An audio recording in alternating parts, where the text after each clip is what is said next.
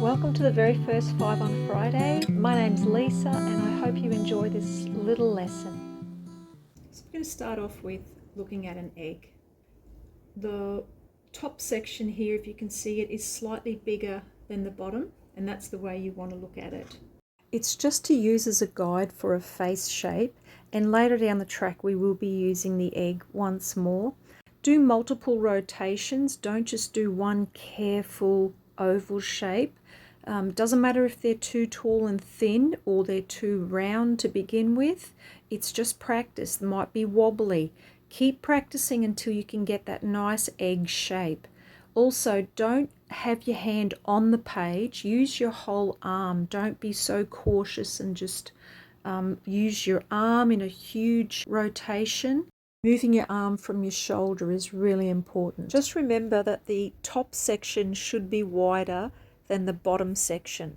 Remember that egg shape. And the middle section here should be the widest of all. It's about halfway.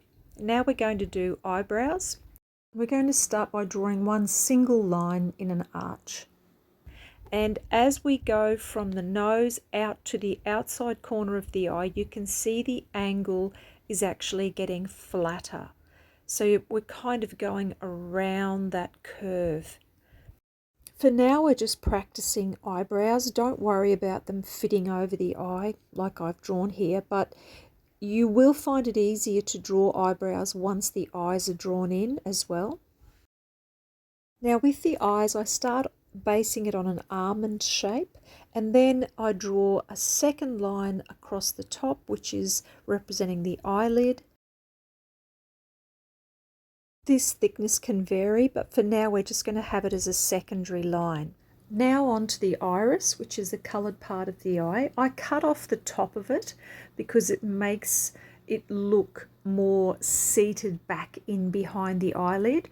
And here I am drawing the pupil, which is actually a hole, but it's shown as black, and two highlights, what I've drawn there on either side. Now the coloured part of people's eyes are very unique and different. So in this demonstration, I'm just showing you marks that are just sort of coming out from the center of the eye and going all the way around. I'm using a pencil now for shading, purely because using pens to show you the clarity, I need something softer.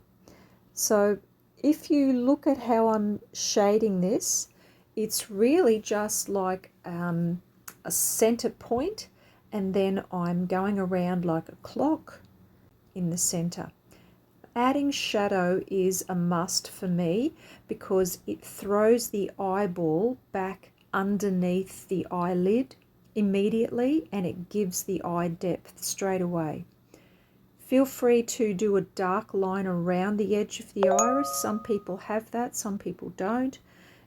If you're just using pencil, you can shade it a bit heavier, or you can put little marks and flecks in. Now we start doing the eyelashes, and this is where our clock reference comes in. Think of the direction the eyelashes are growing like the time on a clock. In the center of the eye, above the pupil, the eyelashes are directing straight up. That's 12 o'clock. At the corner, it's 9 o'clock. The eyelashes are very flat. Same thing happens along the bottom. If you hold the clock there, it will help you with your directions. You can see how the radiations out from the pupil are just like the clock as well. Now eyelashes, what every man that I know seems to have an excess of. They're thicker at the base and thinner at the ends. They make them like a Nike swoosh, not straight, but a nice little curve, gentle curve in them.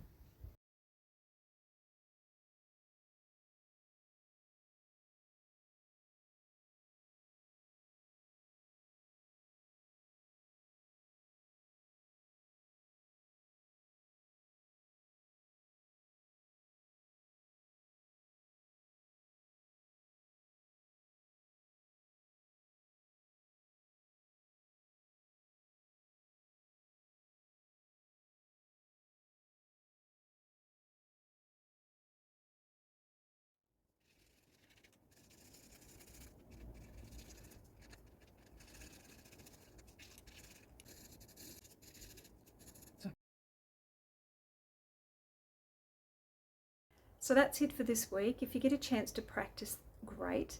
Why don't you try drawing the other eye as well and eyebrow? You'll have a favourite side, so it's good to give both a go and see. The other thing is, remember the clock face. Remember to check those angles.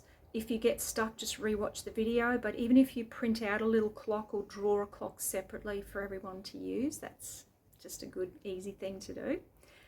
The other thing as well is, remember the eyelash and the eyebrow marks that you make are very similar, but I think of it as like a soft Nike swoosh.